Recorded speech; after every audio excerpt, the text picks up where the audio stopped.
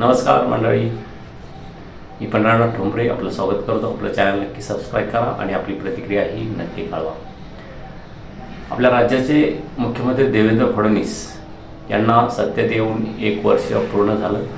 महायुती सरकारची वर्षपूर्ती झाली आणि या वर्षपूर्तीमध्ये महायुती सरकारने जे निवडणुकीच्या दरम्यान आश्वासन दिलेले आहेत त्यातील किती पाळले या संदर्भात अद्यापही मुख्यमंत्री देवेंद्र फडणवीस यांनी एक विशेष अशी पत्रकार परिषद घेऊन सांगितलेलं नाही. मात्र तशी अपेक्षा आपण करूया की महायुती सरकारने सत्तेत येण्यासाठी लोकांना जी स्वप्न दाखवली आणि जी जाहीरनाम्यामध्ये आश्वासन दिली त्यातील 1 वर्षामध्ये एका वर्षपूर्तीमध्ये किती आश्वासन यांनी पूर्ण केली महायुती सरकारने हे अपेक्षित आहे.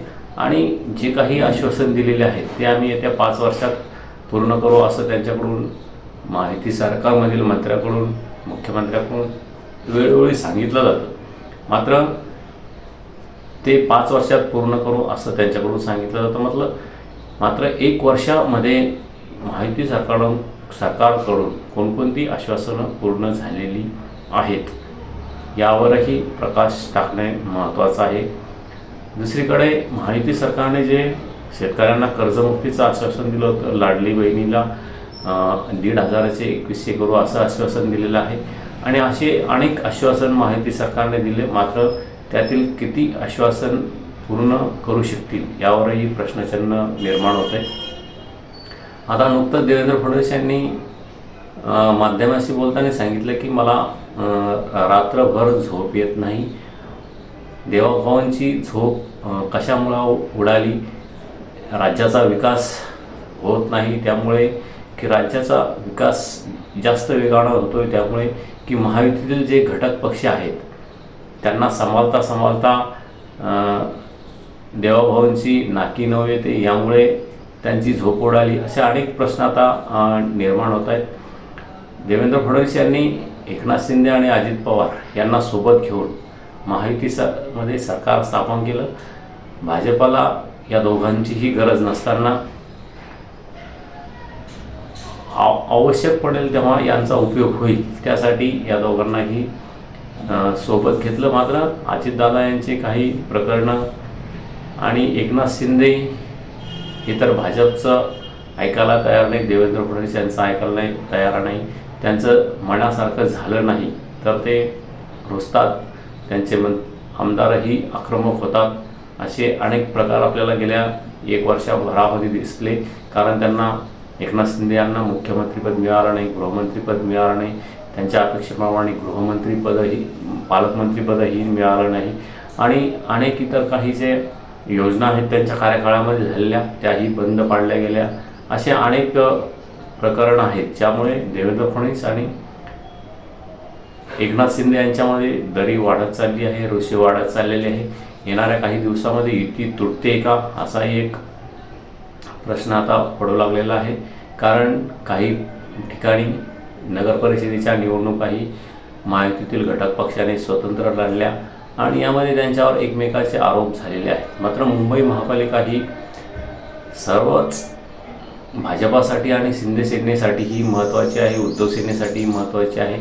त्यामुळे या ठिकाणी आपण एकत्र येऊया यासाठी त्यांची समितीही स्थापन होते आणि मुंबई महापालिका कोणत्याही परिस्थितीत ताब्यात घ्यायची आहे हे टार्गेट देवेंद्र फडणवीस यांना केंद्रातील लोकांनी दिलेलं आहे. आणि ही जी सर्व आहे त्यामध्येही उद्धव सेना महाविकास आघाडी पुन्हा राज ठाकरे त्यांच्यासोबत गेलेला आहे. पुन्हा मुंबई ताब्यात येते की नाही ही एक संशय देवेंद्र फडणवीस यांना आहे. आणि अजित पवार आणि एकनाथ शिंदे यांचंही टेन्शन देवेंद्र फडणवीस यांना आहे.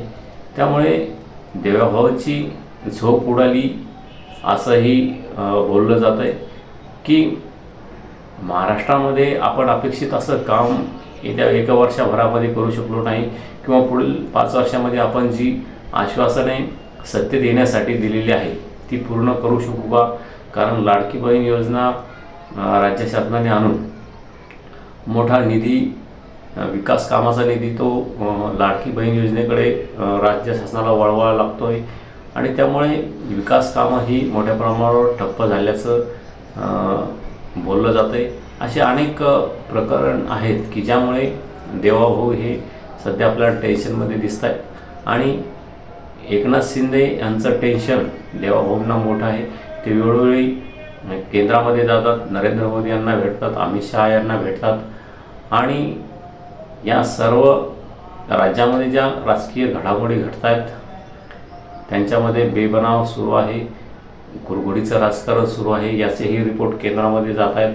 त्यामुळेही सध्या देवाभाऊ हे टेन्शनमध्ये आहेत का? कारण अजित पवार आणि एकनाथ शिंदे त्यांना सोबत घेण्यात देवेंद्र फडणवीस यांची भूमिका महत्त्वाची आहे. त्यांनीच मूळ शिवसेनेतून एकनाथ शिंदे यांना बाहेर काढलं, अजित पवार यांनाही बाहेर काढलं. या संदर्भात रात्र बैठका झाल्याचे त्यांनी एका अधिवेशनामध्ये सांगितलेलं आहे. त्यामुळे रात्र बैठका घेऊन हे दोन्ही पक्ष फोडले गेले. तेव्हाही देवाभाऊंना झोप नव्हती आणि आताही पुन्हा एकदा सत्तेत असल्यानंतरही देवाभाऊंची झोप उडाली आहे. याला काय कारण असावं अशी चिंता आता महाराष्ट्रातील आम जनतेला पडलेली आहे. आपण आपली प्रतिक्रिया नक्की कळवा की देवाभाऊ यांची झोप नेमकी का उडाली असेल. कारण गेल्या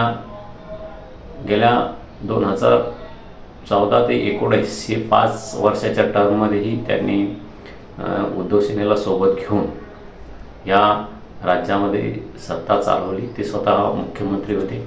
तेव्हा एकही त्यांचं स्टेटमेंट असं आलेलं नाही की आपण आता रात्र जागतोय.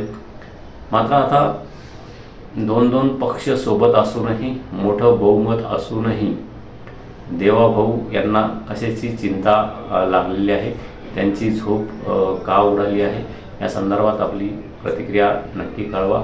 आणि एका वर्षभराची जी महायुतीची कारकीर्द पूर्ण झाली, कार्यकाळ पूर्ण झाला, त्यावर महाराष्ट्रातील जनता समाधानी आहे का? राज्य शासनाने जे काही आश्वासन दिलेले आहे ते पाळण्यात राज्य सरकार यशस्वी झालं आहे का? महाराष्ट्रामध्ये गेल्या काही दिवसात मोठी अतिवृष्टी झाली. या अतिवृष्टीच्या माध्यमातून शेतकऱ्यांचं मोठं नुकसान झालं आणि राज्य शासनानंही मोठी भरपाई दिलेली आहे. मात्र त्यावर शेतकरी समाधानी नाही. कारण नुकसान शेतकऱ्याचं लाखामध्ये झालं आणि शेतकऱ्याला हजारामध्ये भरपाई मिळाली. त्यामुळे शेतकरी एकंदरीतच आर्थिक कोंडीमध्ये आहे आणि शेतकरी अनेक कारणामुळे नेहमीच कर्जबाजारी असतो आणि कर्जबाजारी असल्यामुळे अपेक्षेप्रमाणे शेतकऱ्याकडून प्रत्येक नवीन सरकारकडून शेतकऱ्याला आपल्या डोक्यावर जो कर्जाचा डोंगर आहे तो माफ व्हावा अशी अपेक्षा असते आणि तीच मागणी आता पुन्हा होते. आणि त्याला कारण तसंच आहे की देवेंद्र भाऊ यांनी राज्यात सत्तेत येताना शेतकऱ्यांना कर्जमाफीचं आश्वासन दिलेलं आहे. त्यामुळे शेतकरी आता बच्चू कडू असो, प्रहारचे की इकडे शेतकरी संघटनेचे राजू शेट्टी असो, असे अनेक नेते शेतकऱ्यांच्या कर्जमाफीचा तगादा राज्य शासनाकडे लावलेला आहे. दुसरीकडे लाडली बहिणीचा निधी पुरवठा शासनाची दमछाक होते. आता इकडे राज्य शेतकऱ्यांची जर कर्जमाफी येत्या जूनमध्ये करायची तर त्यालाही मोठा निधी राज्य शासनाकडे अपेक्षित आहे. मात्र राज्य शासनाची तिजोरी खाली होते, आर्थिक संकटात राज्य आहे असं आपल्या राज्याचे उपमुख्यमंत्री तथा अर्थमंत्री अजितदादा सांगतायत. किती वेळ आम्ही कर्जमाफी करावी असंही सांगतायत. त्यामुळे ह्या सर्व महायुतीमध्ये गोंधळ असल्यामुळेच देवाभाऊ यांची झोप उडाली आहे का? आपण जनतेला जे आश्वासन दिलेलं आहे ते पाळू शकू का? याचाही संदर्भ देवाभाऊंच्या झोप उडालेला कारणीभूत ठरते का? की अजितदादा आणि एकनाथ शिंदे यांच्या टेन्शनमुळे देवाभाऊंची झोप उडाली? या संदर्भात आपली प्रतिक्रिया नक्की कळवा. आपलं चॅनल सबस्क्राईब करा, शेअर करा. आणि एक महत्त्वाचा विषय म्हणजे आता आजपासून राज्याचं हिवाळी अधिवेशन नागपूर येथे सुरू झालेलं आहे। यामध्ये आपल्याला नेमकी काय अपेक्षा आहेत, शेतकऱ्यांना असो की इतर वर्गाला असो, या हिवाळी अधिवेशनामध्ये राज्य शासनाने आपल्यासाठी काय निर्णय घ्यावेत या संदर्भात आपली प्रतिक्रिया नक्की कळवा। धन्यवाद। थांबतो।